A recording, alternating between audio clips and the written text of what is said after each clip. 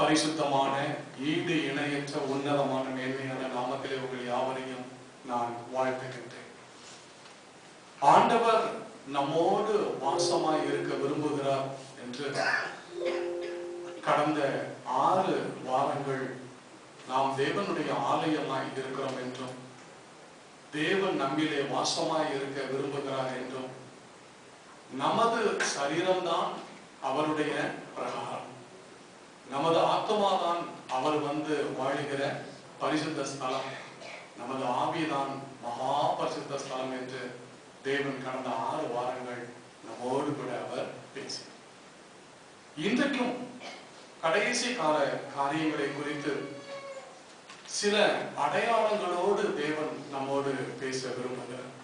கடைசி காலத்துல என்னவெல்லாம் சம்பவிக்கும், அது உங்களுக்கு எதற்கு அடையாளமாய் இருக்கிறது, அந்த நாட்களிலே நீங்கள் எப்படி நடந்து கொள்ள வேண்டும், என்ன செய்ய வேண்டும். அப்ப தேவன் இந்த காரியங்களை எல்லாம் நம்மோடு பேசுவதற்கு என்ன காரணம் என்று பார்க்கும்போது, நாம் அழிந்து போகாமல் மீட்கப்பட்டவர்களாக இருக்கிறதுனாலே அடுத்த நிலையாகிய ரட்சிப்புக்குள் நாம கடந்து போக வேண்டும் என்று தேவன் விரும்புகிறார். ஆண்டவர் சொல்றாரு, ரட்சிப்பு என்கிற பரலோக பிரவேசம் உனக்கு வேணுமாப்பா? ஆமா ஆண்டவரே, எனக்கு வேணும். அது எதனால நடக்கும்னு நீ நினைக்கிற? உன்னுடைய பணத்தினால், படிப்பினால், உன்னுடைய அந்தஸ்தினால் அல்லது உன்னுடைய பலத்தினால் நீ அந்த ரட்சிப்பை அடைய முடியும்னு நினைக்கிறியா? இல்ல ஆண்டவரே, நாம சொல்லக்கூடிய பதில் இல்ல ஆண்டவரே, உன்னுடைய கிருபை இருந்தாதான் நான் எங்க வர முடியும், பரலோகத்திற்கு நான் வர முடியும். அப்ப ஆண்டவர் சொல்லுவாரு, என் கிருபையை நீ நம்புறியா? நம்புற ஆண்டவரே, சரிப்பா, என் கிருபை உண்மையில இறக்கணும்னா உங்ககிட்ட அதற்குரிய விசுவாசம் காணப்படும். கிருபையினால் விசுவாசத்தை கொண்டு ரட்சிக்கப்பட்டீர்களே. அல்லேலூயா. கிருபையினால் விசுவாசத்தை கொண்டு ரட்சிக்கப்பட்டீர்களே. ஆண்டவர் சொல்றாரு, என்கிட்ட கிருபை இருக்கு, உன்னிடத்தில் விசுவாசம் இருக்கு.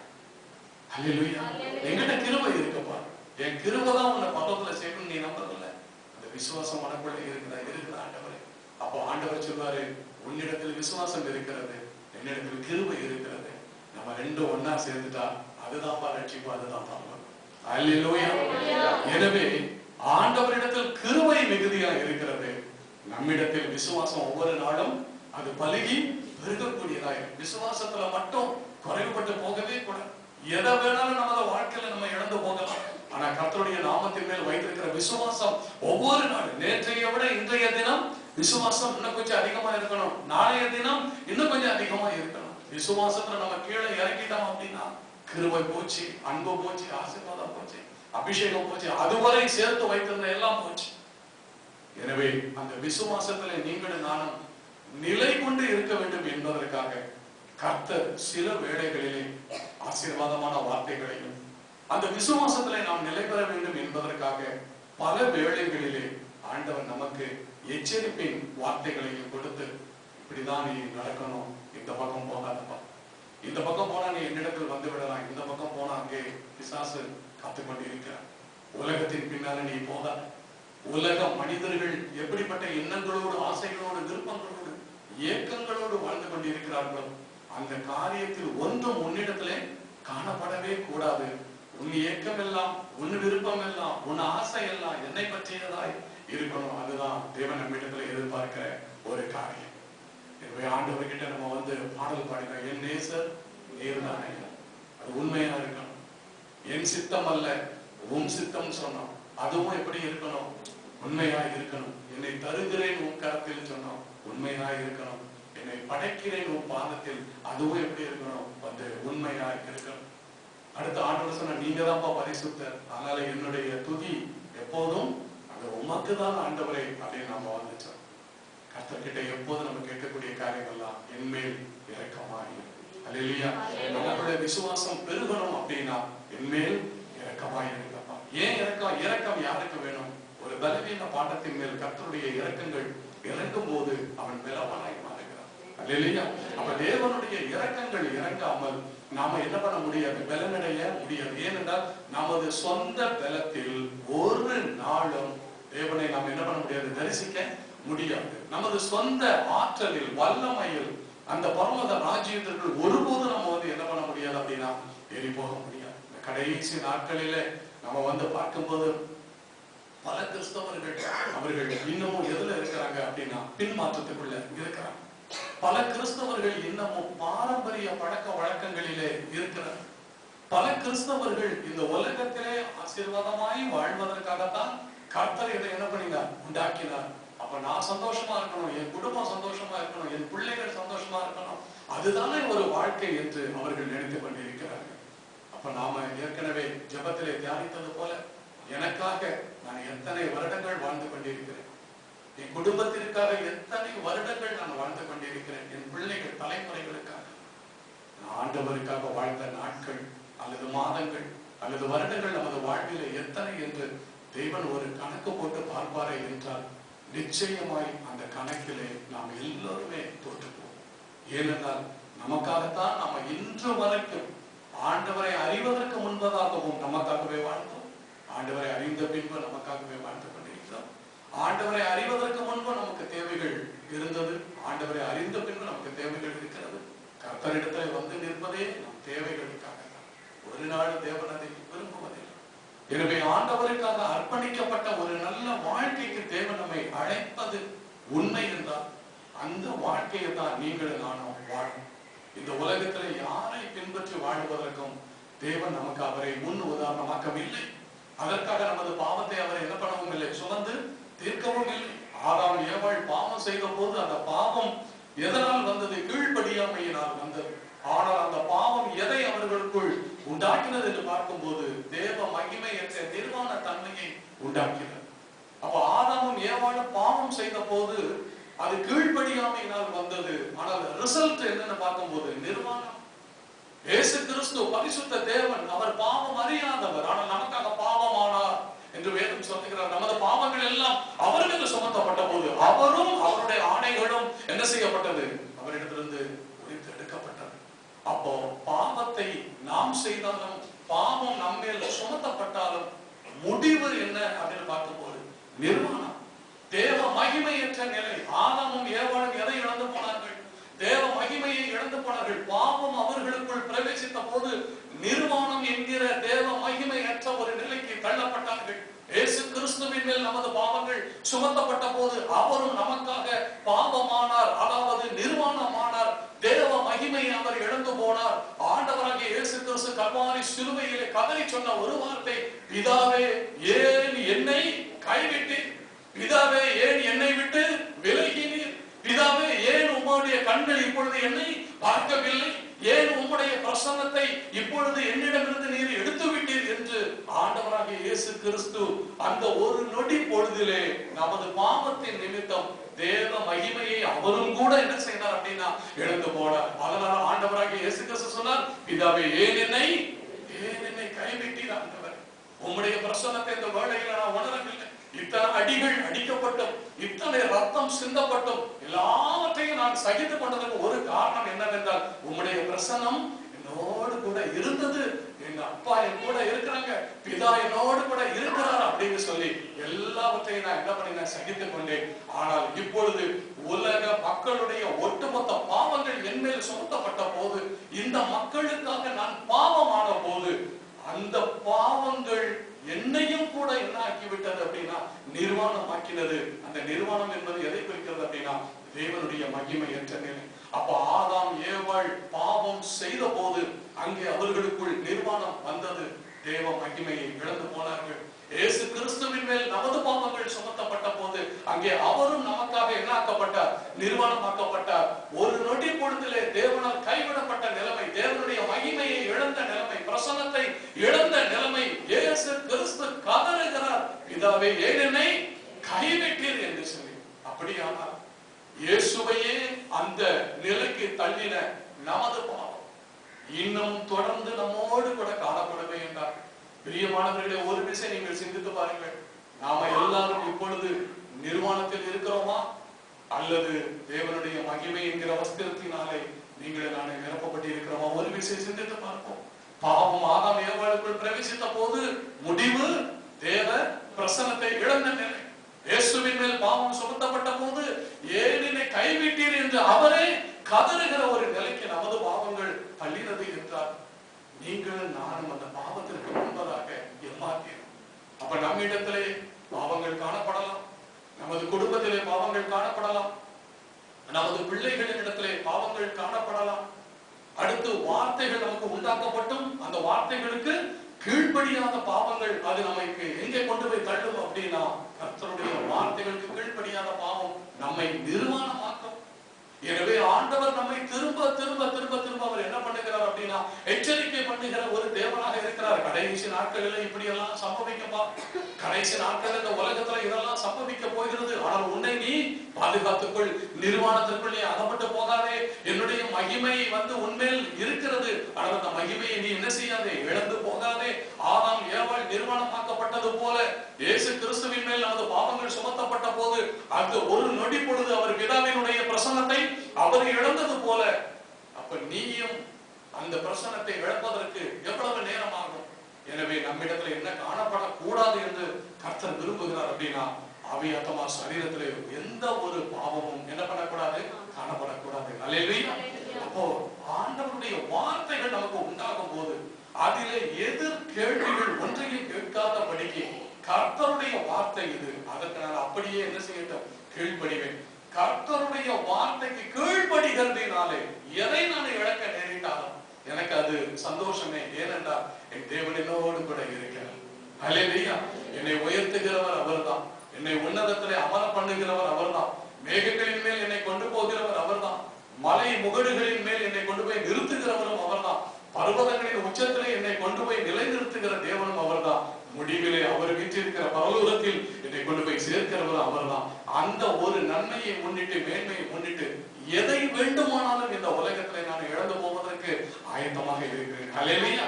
அப்போ ஆண்டவருடைய வேதம் சொல்லுகிறது, என் நாமத்தின் நிமித்தம் நீங்க எதை இழக்கிறதுக்கு நீங்கள் துணிந்தாலும் இல்லையா, ஒன்றையும் நீங்க என்ன பண்ண மாட்டீங்க, இழந்து போக மாட்டீர்கள். அப்ப ஆண்டவர் எதை பார்க்கிறார் அப்படின்னா, எதையும் நாம இழந்து நடுத்தரவில் நிற்க வேண்டும் என்ற அர்த்தத்தில் அந்த வசனம் சொல்லப்படவில்லை.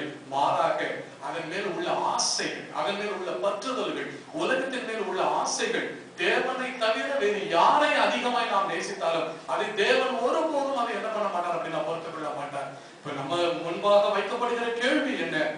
நீங்கள் என்னை அதிகமாய் நேசிக்கிறீர்களா, உங்கள் பிள்ளைகளை அதிகமாய் நேசிக்கிறீர்களா?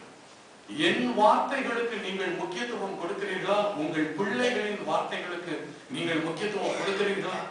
என்னுடைய சித்தத்திற்கு நீங்கள் முக்கியத்துவம் கொடுக்கிறீர்களா, அல்லது உங்கள் சுய சித்தத்திற்கு முக்கியத்துவம் கொடுக்கிறீர்களா? என்றைக்கு நமது விருப்பத்திற்கு முக்கியத்துவம் கொடுக்கிறோமோ, என்றைக்கு நமது சொந்த எண்ணங்களுக்கு முக்கியத்துவம் கொடுத்து போகிறோமோ, என்றைக்கு நம்மோடு கூட இருக்கிற அண்ணன் தம்பி அக்கா தங்கை நமது பிள்ளைகள் இவர்களுடைய வார்த்தைகளுக்கு முக்கியத்துவம் கொடுக்கிறோமோ, அன்றைக்கே நாம் என்ன செய்கிறோம் அப்படின்னா, நம்மையும் அறியாமல் தேவனை விலக்கி வைக்கிறோம். ஜெபம் பண்ணுவதற்கு மாத்திரம் அவர் நமக்கு தேவன் அல்ல, மாறாக நமது வாழ்வின் துவக்கம் முதல் நமது வாழ்வின் முடிவு வரைக்கும் அவர் தேவனாக இருக்கிறார். நமது வாழ்வு விசுவாசியங்கள் அவரிடத்தில் துவங்கினது, நமது வாழ்வு அவரிடத்தில் தான் முடிய வேண்டும். அல்லேலூயா. ஆக தேவனால் அன்றி நாம் அந்த உலகத்துல பிறந்து வரவில்லை. கர்ப்பத்தின் கனி யாரால் வருகிற சுதந்திரம், அது தேவனால் வருகிற சுதந்திரம். அப்போ நாம ஒவ்வொருவரும் விசுவாசிக்க வேண்டும், என் வாழ்வின் துவக்கம் தேவனிடத்தில். அப்படியானால் அடுத்த ஒரு மிகப்பெரிய ஒரு விசுவாசம், என் வாழ்வும் அவரிடத்திலே தான் என்ன பண்ண வேண்டும், முடிய வேண்டும். என் வாழ்வை துவக்கினவரும் அவர்தான், என் வாழ்வை முடிக்கிறவரும் அவர்தான். எனவே இடைப்பட்ட வாழ்நாள் முழுமையும் தேவனுக்காக நான் என்ன பண்ணுவேன், என் ஜீவனை நான் அர்ப்பணிக்கட்டும் என்று சொல்லி வாழ்கிற ஒரு உன்னதமான வாழ்க்கைக்கு தான் தேவன் நம்ம என்ன பண்ணிருக்கிறார் அப்படின்னா அழைத்திருக்கிறார். ஹல்லேலூயா. எனவே இந்த கடைசி நாட்களிலே நம்மை சுற்றிலும் அநேக சம்பவங்கள் என்ன செய்யப்பட போகிறது அப்படின்னா, அது நடக்க போகிறது. ஹல்லேலூயா. ஆனால் விசுவாசிகள் எல்லாம் தேவனுடைய கரத்தில் இருக்கிறது. இந்த வானத்தின் சத்துவங்களை கர்த்தர் அசைக்க போவது நிச்சயம், பூமியின் சத்துவங்களை அசைக்க போவது நிச்சயம், நில அதிர்வுகளை உண்டாக்க போவது நிச்சயம், சமுத்திரங்களை குலுங்க பண்ணுவது நிச்சயம், நதிகளை புரண்டோட பண்ணுகிறது நிச்சயம், மலைகளை அசைய பண்ணுகிறதும் நிச்சயம். ஆனால் இவ்வளவு காரியங்கள் நடந்தும் நம்மை அவர் பாதுகாக்க போவதும் நிச்சயம். அல்லேலூயா. இல்லையா? மலைகள் விலகினார், பர்வதங்கள் நிலை பெயர்ந்தார், என்ன ஒண்ணும் பண்ணாதுப்பா. அல்லேலூயா. அது ஏன்பா ஒன்ன மட்டும் அது ஒண்ணும் பண்ணாது? மலையே பெயர்ந்து போகுது, விலகி போகுது, நிலை பெயர்ந்து போகுது, அது ஏன் ஒன்ன மட்டும் ஒண்ணும் பண்ணாது அப்படின்னா, ஏன்னா அதை உண்டாக்கினவர் என் தேவன். உன் கண்ணு பார்த்துட்டு இருக்க மலையை அசைக்கிறாரு, அதை அசைக்கிறவரும் தேவன் தான். அதை உண்டாக்கினவரும் என் தேவன் தான். அதை அசைய பண்ணுகிறவரும் என் தேவன் தான். வானத்துல நீ பாக்குற சூரிய சந்திர நட்சத்திர கோட்டைகளை உண்டாக்கினவரும் அவர் தான். அந்த சத்துவங்களை அசைக்கிறவரும் அவர் தான். அல்லேலூயா. சமுத்திரத்தை உண்டாக்கினவரும் அவர் தான். அதை குலுக்கினவரும் என் தேவன். இதனால அந்த சமுத்திரம் அமைதியா இருந்தாலும் எங்களால் வாழ முடியும். அது எவ்வளவு குலுங்கி ஆர்ப்பரித்து கொடும் அலைகளாய் சுனாமிகளாய் எழுப்பினாலும் எங்களால் வாழ முடியும். ஏனென்றால் சமுத்திரத்தை அமைதிப்படுத்துகிறவரும் என் தேவன், அதை ஆர்ப்பரித்து எழப்பண்ணுகிறவரும் என் தேவனாய் இருக்கிறார். அதே வேளையில் எந்த நிலையிலும் எந்த சூழ்நிலையிலும் எங்களை பாதுகாக்கிறவரும் என் தேவனாக இருக்கிறார். அல்லேலூயா. எனவே இந்த கடைசி நாட்களிலே கர்த்தர் நமக்கு மிக அருமையான அடையாளங்களை கொடுத்திருக்கிறார். அந்த அடையாளங்கள் நமது கண்களுக்கு முன்பதாக நடக்கும் போது நாம் புரிந்து கொள்ள வேண்டும், இந்த ஆண்டவருடைய வருகை மிக சீக்கிரமாய் இருக்கிறது என்று. அல்லேலூயா. சமீபத்தில் நீங்க கடந்த வாரத்துல நீங்க கேள்விப்பட்டிருப்பீங்க, அமெரிக்க ஜனாதிபதி ட்ரம்ப் வந்து திடீர்னு ஒரு அதிரடி உத்தரவு ஒண்ணு போட்டாரு. என்ன அப்படின்னா, இன்னைக்கு இஸ்ரேலோடைய தலைநகரம் டெல் அவீவ். சோ அத என்னவா மாற்றணும் அப்படின்னா, எருசலேம் தான் என்னவாய் மாறணும் அப்படின்னா இஸ்ரவேலினுடைய தலைநகரமாய் மாறணும் அப்படின்னு சொல்லி ஆண்டவருடைய வேதம் சொல்லுகிறது. அந்த எருசலேம் உலகத்திற்கே மணிமுடியாய் சூட்டப்படுகிற காலம் வரும் அப்படின்னு எழுதப்பட்டிருக்கிறது. ஹல்லேலூயா. அது அப்படி மணிமுடியாய் சூட்டப்படுகிற அந்த காலம், அந்த காரியம் சம்பவிக்கும் போது நீங்கள் விசுவாசியுங்கள், என் நாள், என் வருகை சமீபமாய் இருக்கிறது என்று. ஹல்லேலூயா. அப்ப இன்றைக்கு நீங்க பாருங்க, இந்த உலகத்துல இருக்கிற ஒரு தேசத்தினுடைய தலைவர் எழுப்பி அவர் சொல்லியிருக்கிறாரு, நியாயமா பார்த்தா எருசலேம் தான் என்னவா வரணும், இஸ்ரேலுக்கு அது தலைநகரமாய் வரணும் அப்படின்னு அவரு அறிக்கை பண்ணி ஒரு பெரிய கையெழுத்து வேற ஒண்ண போட்டு, இன்னைக்கு பாத்தீங்க அப்படின்னா நேற்று முந்தா நாள் ஐநா சபையெல்லாம் கூடி இப்படி திடீர்னு இவர் அனௌன்ஸ் பண்ணிருக்கிறாரு, இதை என்ன பண்ணலாம் அப்படின்னு. இப்ப எருசலேம் எங்க இருக்கு? பாலஸ்தீனாவுல இருக்கு. பாலஸ்தீனியர்களுக்கு இப்ப என்ன ஆகுது அப்படின்னா, வயிற்றுல அது என்ன புளிய கலக்குது. இப்போ அப்ப தேவையில்லாத சின்ன சின்ன எல்லை காரியங்கள் எல்லாம் வந்து கொண்டிருக்கிறது.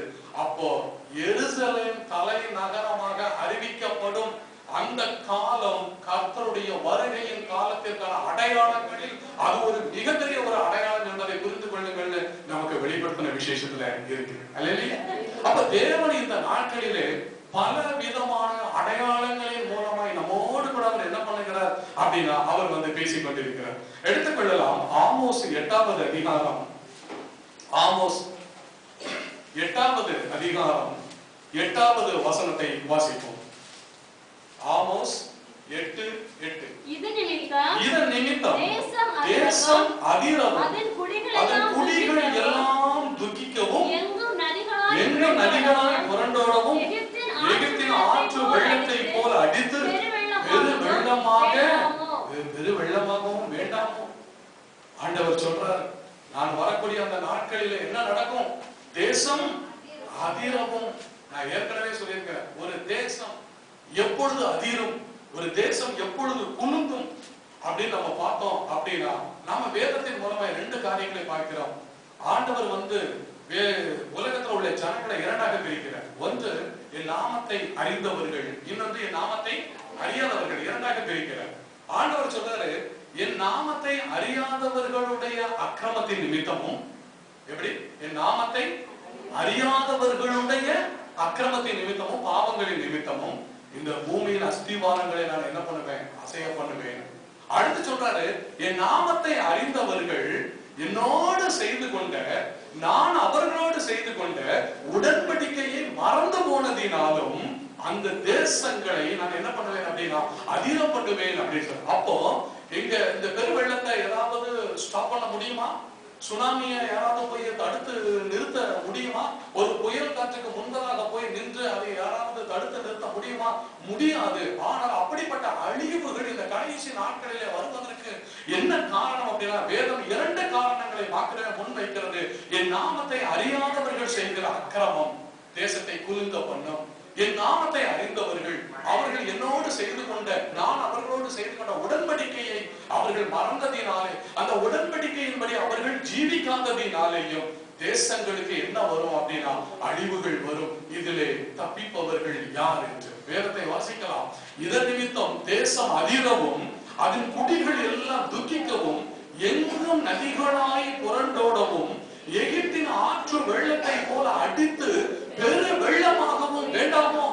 அல்லேலூயா. அப்ப இன்றைக்கு இந்த காரியங்கள் நடக்கதா இல்லையா? அப்ப நீங்க நல்லா பாருங்க, பெரிய தீர்க்கதரிசிகள் அப்படின்னு நம்ம நினைச்சுக்கிட்டு இருக்கோம். ஆனா இந்த சின்ன தீர்க்கதரிசிகள் யாரு? ஆமோஸ், ஒபாதியா, யோனா, இவங்க இந்த சின்ன சின்ன தீர்க்கதரிசிகள் புத்தகத்துல பாத்தீங்கன்னா அவருடைய இரண்டாவது வருகைக்கான அடையாளங்கள் மிக தெளிவாக இங்கே சொல்லப்பட்டிருக்கிறது. அப்ப கடைசி காலம் எதன் நிமித்தம்? தேவனை அறியாதவர்களுடைய அக்கிரமங்களின் நிமித்தம், தேவனை அறிந்தவர்கள் உடன்படிக்கையை மீறினதினாலே வந்த நிமித்தம். இதன் நிமித்தம் தேசம் அதிரவும், அதன் குடிகள் எல்லாம் துக்கிக்கவும், எங்கும் நதிகளாய் புரண்டோடவும். அப்ப என்னெல்லாம் நடக்கும் பாருங்க. தேசம் அதிரவும், நிலநடுக்கத்தை குறித்து சொல்லப்பட்டிருக்கிறது. வருதா? எர்த்குவேக் வருதா?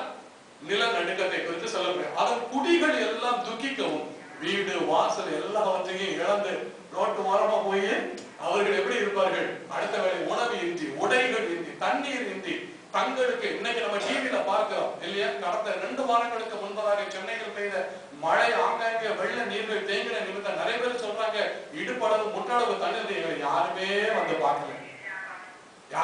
பார்க்கல. வீட்டை சுற்றிலும் தண்ணி இருக்கு, ஆனா குடிக்கிறதுக்கு தண்ணி கிடையாது. அடுத்த வேளை உடுத்துவதற்கு உடைகள் கிடையாது. நாங்க ரோட்டுல வந்து நிக்கிறோம், வீட்டுக்குள்ள போக முடியல, எங்களை சாப்பிட்டீங்கன்னு கேட்கறதுக்கு ஒரு ஆள் கிடையாது. குடிகள் எல்லாம் துக்கிக்கவும், அடுத்து எங்கும் நதிகளாய் புரண்டோடவும். எங்கும் நதிகளுக்குன்னு ஒரு பாதை இருக்கு, கரெக்டா? ஆறுகளுக்குன்னு ஒரு பாதை இருக்கு. ஏரிகள் இங்கதான் இருக்கணும், குளங்கள் இங்கதான் இருக்கணும். ஆனா நீங்க நம்ம எல்லாம் என்ன பண்ணிட்டோம்? எங்கெல்லாம் ஏரியோ எங்கெல்லாம் குளமோ அங்கதான் நம்ம என்ன கட்டி வச்சிருக்கோம்?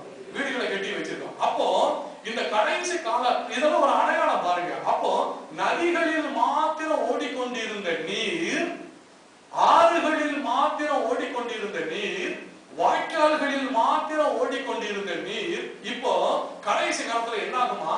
எங்கும் நதிகளாய். அப்படின்னா என்ன அர்த்தம்? எங்கும் நதிகளாய் அப்படின்னா என்ன அர்த்தம்? நம்ம இருக்கிற தெரு, நம்ம பஸ் போற ரோடு, ட்ரெயின் போற ட்ராக், கரெக்டா? எங்கும் என்ன ஆயிடும்? அப்ப நதி எங்கதான் ஓடணும்? அந்த பாதையில ஓடணும். ஆனா அது எங்க வந்துருமா? ஊருக்குள்ள வருமா? எங்கும் நதிகளாய் புரண்டோடவும், எகிப்தின் ஆற்று வெள்ளத்தை போல அடித்து பெரு வெள்ளமாகவும் வேண்டாம். கரெக்டா? அப்போ ஊரெல்லாம் கூட என்னவா மாறுமா? நதியாய் மாறி போகும், பெருவெள்ளமாய் மாறி போகும். இப்ப சொல்லுங்க, இந்த வசனத்துல எது பொய்த்து போய் இருக்கிறது? தேசங்கள் குலுங்கவில்லையா? குடிகள் துக்கத்திலே இல்லையா? அடுத்து ஊரு, நகரம், கிராமம், பட்டணம், தெரு எல்லாத்திலையும் தண்ணி வரவில்லையா? நதிகளாய் புரண்டோடவும், எகிப்தின் ஆற்று வெள்ளத்தை போல அடித்து பெரு வெள்ளமாகவும் வேண்டாமோ? அல்லேலூயா. ஓசியா 4வது அதிகாரம் 3வது வசனத்தை எடுத்துக்கொள்வோம். ஓசியா 4வது அதிகாரம் 3வது வசனம். இதன் நிமித்தம் தேசம் என்ன பண்ணும்? புலம்பும், அதில் குடியிருக்கிற அனைவரோடு கூட ஆடு, மாடு, நாய், அவங்க வளர்க்கிற பன்னி, கோழி, ஆகாயத்து பறவைகளும் தொய்ந்து போகும், கடலின் மச்சங்களும் வாரிக்கொள்ளப்படும். அல்லேலூயா. மச்சங்கள் எங்க இருக்கணும்? மச்சங்கள் எங்க இருக்கணும்? கடல்ல இருக்கணும். ஆனா மச்சங்கள் எங்க வந்துருமா? அது எல்லாம் வாரிக்கொள்ளப்படும். தண்ணீரில் இருக்க மச்சங்கள் தான் என்னது? மீன்கள். தண்ணீரில் இருக்க வேண்டிய மீன்கள் எங்க வரும்? எங்க வரும்? எல்லாம் கரைக்கு வரும். தண்ணீரில் இருக்க வேண்டிய மச்சங்கள் எல்லாம் வாரிக்கொள்ளப்படும். அப்ப கடல்ல இருக்க வேண்டிய மீன்கள் எங்க வந்துடும்? தண்ணிக்கு வந்துடும். இருக்கா? வீடியோ போடு பாருங்க. இதெல்லாம் இப்ப நடந்து கொண்டிருக்கிற காரியம். ஆண்டவருடைய வருகை சமீபமாயிற்று அப்படின்னா நிறைய பேர் வார்த்தையை சொல்லிட்டு நம்ம நிறைய பேர் நம்ப மாட்டாங்க. இருக்காமா? ஃபிஷ் அவுட் ஆஃப் சீ இருக்கு. அந்த பொருள் இருக்கா? ஃபிஷ் அவுட் ஆஃப் சீ அப்படின்னு ஒரு வீடியோ.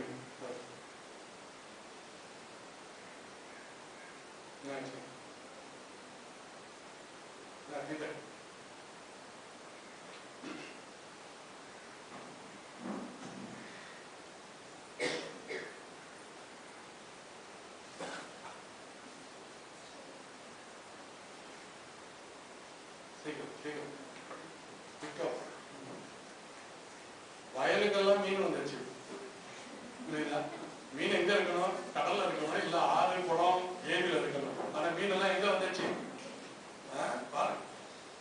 வசனம் நிறைவேறுகிறது. கர்த்தருடைய நாள் வரும்போது பாருங்க, மீன்கள் எங்க வந்து கிடக்குது? ரோட்ல வந்து கிடக்குது. அப்போ சமுத்திரத்தின் மச்சங்கள் எல்லாம் வாரிக்கொள்ளப்படும். கரெக்டா?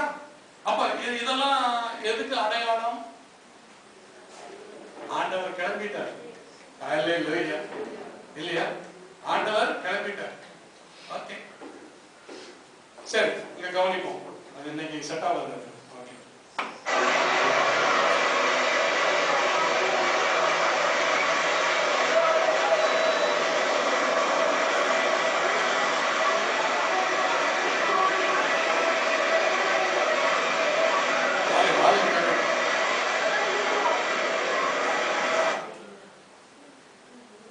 இது மாதிரி மெரினா பீச்சில் வந்தா எப்படி இருக்கும்ல? ஆளாளுக்கு ரெண்டு ஒரு பக்கெட் எடுத்து போயிருக்கலாம். அது செத்த மீனோ நல்ல மீனோ, என்ன பொறுத்த வரைக்கும் கடலின் மச்சங்கள் எல்லாம் வாரிக்கொள்ளப்படும். அப்படின்னா என்ன அர்த்தம்? இனி அவைகள் தண்ணீரில் இருப்பதில்லை. இது மாதிரி என்னைக்காவது நடந்திருக்கா இதுக்கு முன்னாடி? ஓகே, எல்லாம் கோட்டு சூட்டு போட்டு நிக்காங்களா? எப்படி நம்ம ஒரு ட்ரெஸ் மாதிரி இருக்கா? எல்லாம் கோட்டு சூட்டு போட்டு நிக்காங்களா? அப்ப எங்க நடந்தது இது? நம்ம தேசத்துல நடந்த சம்பவம். உயிரோட இருக்கு.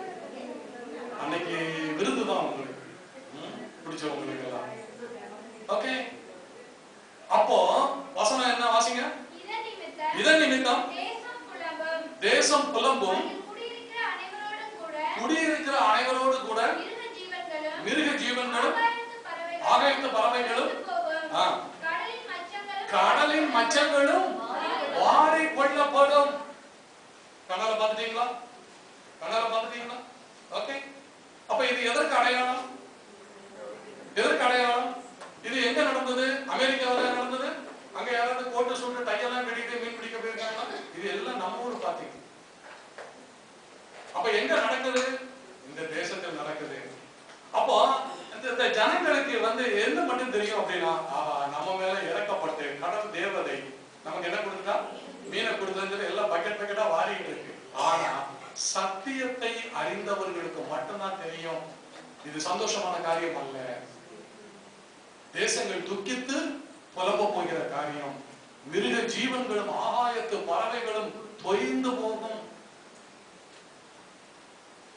கரெக்டா? தொய்ந்து போகும் அப்படின்னா என்ன அர்த்தம்? அவர்கள் தங்குவதற்கு இடமில்லாதபடிக்க அலைந்து திரிந்து அலைந்து திரிந்து அலைந்து திரிந்து அங்கங்க ஓடி அங்கங்க பறந்து டயர்டாகி விழுந்து மாண்டு போகும். அதான் தொய்ந்து போகும்.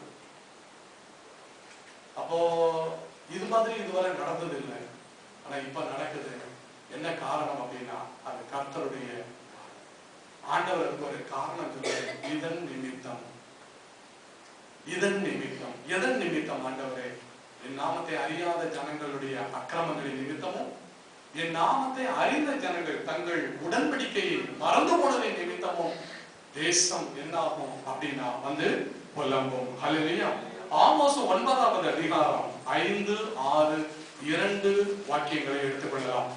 ஆமோஸ் 9வது அதிகாரம் 5, 6, 2 வசனங்கள். சேனைகளின் கர்த்தராகிய ஆண்டவர் தேசத்தை தொட. நல்லா கவனிங்க. பூமி அதிர்ச்சி ஏன் வருது? வசனம் சொல்லுது, ஆண்டவர் சேனைகளின் கர்த்தர் தேசத்தை தொடுகிறார். ஆண்டவர்னு சொல்லிக்கிட்டு இருந்த வேதம், தேவன்னு சொல்லிக்கிட்டு இருந்த வேதம், அன்பான தேவன்னு சொல்லிக்கிட்டு இருந்த வேதம், உங்களுக்காக பலியான தேவன்னு சொல்லிக்கிட்டு இருந்த வேதம், உங்களுக்காக இரக்கம் செய்கிற தேவன் என்று சொன்ன தேவன், கிருபைகள் என்னிடம் இருக்கிறது என்று சொன்ன தேவன், நான் உங்களை நேசிக்கிறேன் என்று சொன்ன தேவன், நமது பாவத்தை பரிதாபமாய் சுமந்து ஜீவனை கொடுத்த தேவன், இப்போ வசனம் அவரை பார்த்து சொல்லுகிறது, நீங்க நினைக்கிற தேவன் அல்ல. இந்த இடத்துல அவர் சேனைகளின் கர்த்தர். அல்லேலூயா. பெரிய படையை வச்சிருக்கார். இப்ப யாராவது ஆண்டவர்னு பைபிள் சாதாரணமா சொல்லல, தேவன்னு சொல்லல, உங்களுக்காக பலியானவர் சொல்ல, மீட்பர்னு சொல்லல, ரட்சகர்னு சொல்லல, சேனைகளின் கர்த்தர். ஒரு சேனையை நடத்துகிற தளபதி, ஒரு சேனையை நடத்துகிற ராஜா எப்படி சிரிச்சுக்கிட்டே போய் சண்டை போடுவானா? எப்படி இருக்கும் அவனுக்கு? பயங்கர உக்கிரத்துல இருப்பான். அவன் முன்னாடி ஒருத்தரும் போக முடியாது. அப்ப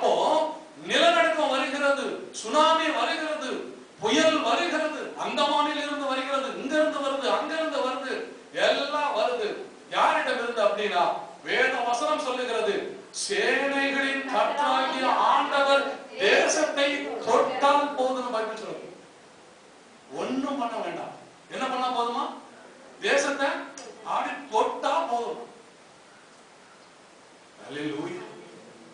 அப்ப நிலநடுக்கம் எதனால் வருகிறது? விஞ்ஞானிகள் சொல்லுகிறார்கள், பூமியின் அந்த ஆழத்துல அங்க நிலம் என்ன ஆகுது அப்படின்னா சிதிலம் அடைகிறது. மண்ணுல நிறைய அடுக்குகள் இருக்கு, தட்டுகள்.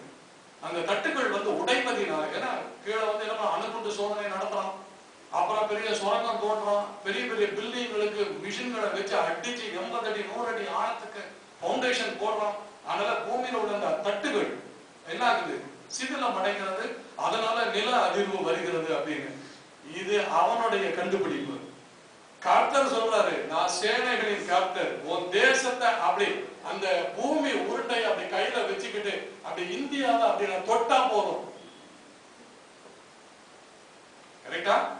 அமெரிக்காவை தொட்டா போதும், அப்படி ஒரு சுத்தி சுத்தி ஜெர்மனியை தொட்டா போதும், அப்படி ஒரு சுத்தி சுத்தி சிங்கப்பூரை தொட்டா போதும். அப்போ பூமி அதிர்ச்சி வருவதற்கு என்ன காரணம்? உலகம் விஞ்ஞான பூர்வமாய் காரணங்களை சொல்லுகிறது. கர்த்தர் சொல்றாரு, அதெல்லாம் ஒண்ணு இல்லை, வானத்தை படைச்சது நான் தான், பூமியை படைத்தது நான் தான், என் விரல் தொட்டா போதும். வாசிங்க இப்போ. சேனைகளின் கர்த்தராகிய ஆண்டவர் தேசத்தை தொட அது உருகி போகும். அப்ப அவர் விரல்ல என்ன பவர், அவர் விரல்ல என்ன ஒரு வல்லமை. உருகி போகுதுன்னா அந்த ஒரு விரல்ல தொட்டா அதிலிருந்து எவ்வளவு அக்கினி அப்ப இறங்கும். யோசித்து பாருங்க.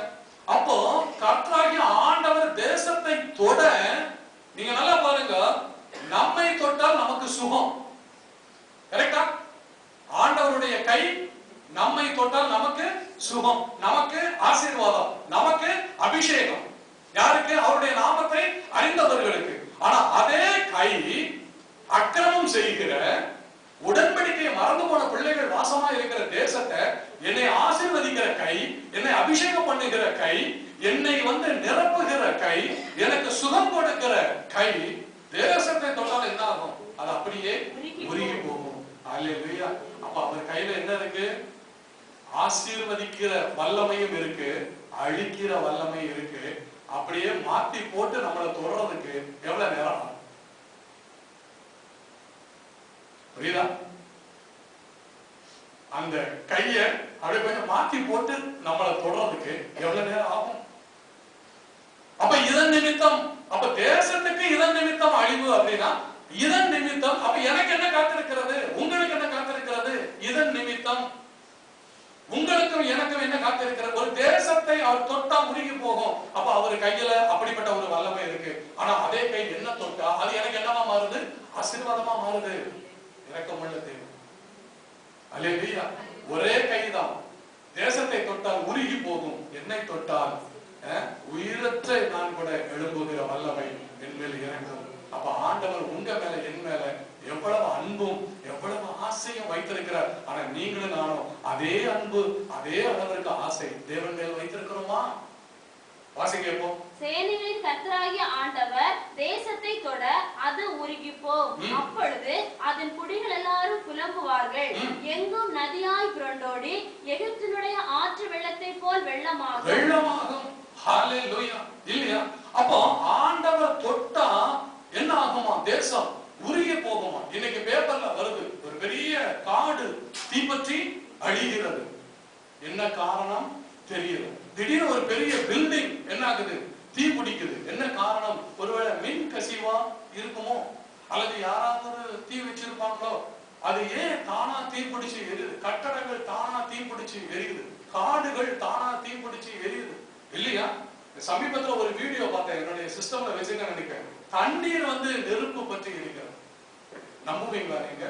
நெருப்பை அணைப்பதற்கு பயன்படுத்தப்படக்கூடிய தண்ணீர் நெருப்பினால் வற்றி போகிறது. அல்லேலூயா. இல்லையா? அது இருக்காமா? ஃபயர் இன்சிடென்ட்ஸ் அப்படின்னு ஒரு போல் இருக்கு.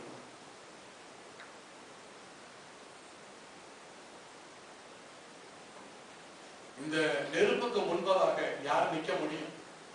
தீயணைப்பு படை, பேரிடர் மீட்பு குழு, யாராவது ஏதாவது செய்ய முடியுமா? என்னாச்சு?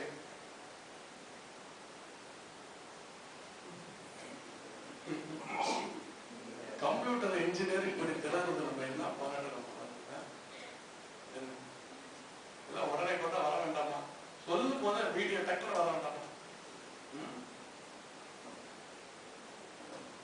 அதான் இல்லையா?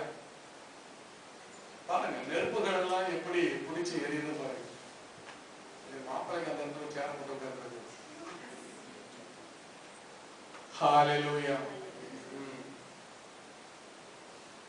அப்போ ஆண்டவருடைய கை என்னை தொட்டால் எனக்கு அது ஆசீர்வாதம்.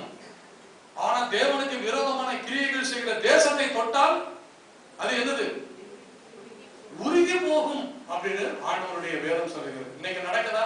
திடீர் திடீர்னு கட்டடங்கள் தீப்பற்றி எரிவதும், திடீர் திடீரென காடுகள் தீப்பற்றி எரிவதும் இல்லையா? அது இல்லாம இப்ப நீங்க பாத்தீங்கன்னா கார் ஓடிக்கிட்டே போலாம், ஹைவேஸ்ல கார் ஓடிக்கிட்டே போலாம். திடீர்னு அப்படியே பேனுக்கு திடீர்னு புசு புசுன்னு போக வருது. தப்பிச்சவன் பொழைச்சவன காரை வந்து ஏறி குதிச்சு போயிட்டு திருப்பி பார்க்கறதுக்குள்ள பாருங்க வண்டிகள்லாம் வரும். இப்படி இப்படி நின்று பேசிக்கிட்டு வேணா இருக்கலாம், ஒண்ணும் பண்ண முடியாது. 2 பேரும் நின்று இப்ப இது பாருங்க, இதை தீ வச்சது யாரு? அப்போ சத்தியத்தை அறிந்த கிறிஸ்தவர்கள் விசுவாசிக்க வேண்டியது, கடந்த காலங்களில் சம்பவித்திராத அதிக அக்கினி காரியங்களும் பெருவெள்ளத்தின் காரியங்கள் இந்த காலத்துல நடக்குது. அப்படின்னா என்ன நடக்குது அப்படின்னா, கர்த்தருடைய கரம் தேசத்தை என்ன பண்ணுகிறது? தொடுகிறது. நீங்க யோசிச்சு பாருங்க, ஒரே கைதான் அது தேசத்தை தொடும்போது அழிவையும், என்னை தொடும்போது உயர்வையும் கொடுக்கிறது. என்ன ஒரு ஆண்டவர் நினைச்சா நம்ம தலையில கை வச்சு நம்மளை பொசுக்கிறதுக்கு எவ்வளவு நேரம் ஆகும்? யோசிச்சு பாருங்க. அப்ப கர்த்தருடைய வார்த்தைகள் நமக்கு உண்டாகி இருந்தும் அந்த வார்த்தைகளுக்கு நம்ம கீழ்ப்படிந்து நடவாத போது அதுதான் ஆண்டவருடைய பார்வையில மிகப்பெரிய பாவம். கர்த்தர் சொன்னாரு, நீ என் வார்த்தையின்படி நீ நடக்கவில்லை அப்படின்னு குற்றச்சாட்டு சொல்றது இல்ல. மாறாக அவர் என்ன சொல்றாரு அப்படின்னா, என்னோடு செய்து கொண்ட உடன்படிக்கை நீ என்ன பண்ணல, நீ மதிக்கல. அப்போ ஒரு தேசத்தை அவருடைய கை வந்து அழிக்க முடியும் அப்படின்னா, நம்ம தலை மேல கை வச்சா நமக்கு அந்த ஆசீர்வாதமா அதே கைதான் ஆசீர்வதிக்குது. அதே கைதான் எதையும் உண்டாக்குகிறது, அழிவையும் உண்டாக்குகிறது. ஆண்டவருடைய வேதம் சொல்லுகிறது, இந்த வானமும் பூமியும் ஒழிந்து போகும், என் வார்த்தைகள் ஒரு நாள் அது என்னாகாது, அது வந்து ஒழியாது. அல்லேலூயா. ஓகே, அந்த வசனத்தை வாசிப்போம். ஆமோஸ் 9:5-6. சேனையின் கர்த்தராகிய ஆண்டவர் தேசத்தை தொட அது உருகி போகும். அது உருகி போகும். அப்பொழுது அதன் குடிகள் எல்லாரும் புலம்புவார்கள். குடிகள் எல்லாரும் என்ன ஆவார்கள்? புலம்புவார்கள். திடீர்னு நம்ம பார்க்கிறோம், ஒரு குடிசையில் பற்றின தீ. அப்படிதான் பேப்பர்ல வருது, ஒரு குடிசையில் பற்றின தீ. அந்த தெரு முழுக்க இருக்கிற எல்லா குடிசைக்கும் பரவி எல்லாம் இப்ப எங்க வந்துட்டாங்க? நடுத்தருவுக்கு வந்துட்டாங்க. அப்ப தேசம் எல்லாம் உருகி போய் அதனுடைய குடிகள் எல்லாரும் புலம்புவார்கள். இது வந்து எதுக்கு அடையாளம்? இது வந்து எதுக்கு அடையாளம்? நாம டிவியை பார்த்துட்டு நம்மளும் எல்லாரும் அது திடீர்னு இப்படி தீ பிடிச்சா அவங்க எங்கதான் போவாங்க? அட மரமண்ட, இது ஆண்டவர் வர்றதுக்கான அறிகுறி நமக்கு. எல்லாரையும் போல அப்ப வேற ஏதாவது வந்து நிக்க போகுது, நம்மளதான் கூட்டாங்க போகுது. அப்ப கிறிஸ்தவர்கள் அந்த காட்சிகளை செய்தியில நீங்கள் பார்க்கும் போது, படிக்கும் போது நீங்கள் ஐயோ திடீரென்று நெருப்பு பற்றி எரிகிறது, ஜனங்கள் எல்லாரும் அந்த குடியிருந்தவர்கள் எல்லாரும் என்ன பண்ணுகிறார்கள்? இப்பொழுது புலம்புகிறார்களே அப்படின்னு வரும்போது, ஐயோ இது என் ஆண்டவருடைய வருகைக்கான அடையாளம் அல்லவா? சமுத்திரத்தில் இருந்து மீன்கள் எல்லாம் வாரிக்கொள்ளப்படும் அப்படின்னா, அடடடா இது நம்ம மெரினா பீச்ல நம்மளும் 2 பேஸ்கெட் எடுத்துட்டு போயிருக்கலாமே அப்படி நினைக்கிறவன் கிறிஸ்தவன் அல்ல. ஐயோ சமுத்திரம் தன்னிடத்தில் இருந்த மச்சாக்களை எங்க வெளியே கொட்டிடுச்சு, கரையில வெளியே கொட்டிடுச்சு. அது எங்க வரைக்கும் வந்து கிடக்குன்னா, மெயின் ரோடு வரைக்கும் வந்து கிடக்குது. கார் கூட போக முடியல, பெரிய பெரிய மீனா, கட்லா மீனா கிடக்குது. அடடடா இது நம்ம ஊரு மௌலிவாக்க ரோடுல நடந்திருக்கப்படாதா? ஏங்க நம்மளும் போய் குடும்பம் போய் குறைக்க இருக்கலாமே. இது வந்து உலக மனிதர்களுடைய சிந்தனை. அப்ப இந்த காரியங்களை, இந்த சம்பவங்களை ஒரு கிறிஸ்தவன் பார்க்கும் போது அவன் என்ன நினைக்கணும் அப்படின்னா, ஐயோ இந்த ஆண்டவருடைய வருகை நெருங்கிச்சே. உலக மக்களுக்கு தெரியாது, கர்த்தருடைய நாளிலே சமுத்திரத்தின் மச்சங்கள் வாரிக்கொள்ளப்படும் அப்படின்னு உலக மக்களுக்கு தெரியாது. எல்லா ஆளாளுக்கு பக்கெட்டும் சாக்கு மூட்டையும் பேஸ்கெட்டையும் எடுத்துக்கிட்டு மீனை வாடுறதுக்கு தான் ஓடுறானே ஒழிய, இது அழிவுக்கான காரியம் ஸ்டார்ட் ஆயிடுச்சு, கர்த்தருடைய வருகைக்கான காரியம் ஸ்டார்ட் ஆயிடுச்சு. நெருப்பு பிடிச்சு எரியுது. திடீர்னு காரெல்லாம் கூட நெருப்பு பிடிச்சு எரியுது, காரணம் தெரியல அப்படிங்கிறோம். காரணம் தெரியாது. ஆனா யாருக்கு காரணம் தெரியும்? கட்டடங்கள்